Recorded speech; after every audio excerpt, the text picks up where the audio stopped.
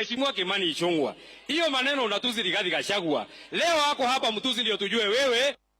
Na alipoonekana kuzidisha makali yake, mfadhili wa kikao mbunge wa Kinangop Kwenye Thuku alilazimika kuingilia kati kwa sekunde kadhaa akimkazia hewa. Aliyekuwa naibu rais Rigathi Gachagua akichukulia alikoachia seneta huyo, akiwageukia wabunge wa eneo la Mlima Kenya anaodai wamegeuka wasaliti. Umwambie Kimani Ichung'wah tunaenda Kikuyu Saturday.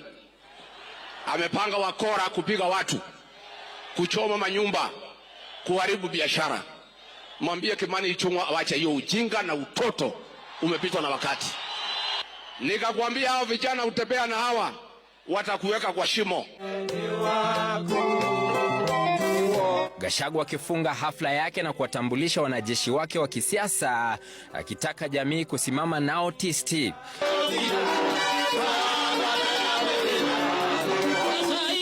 Hata hivyo, alipopanda jukwani, Rais William Ruto aliyevumilia makombora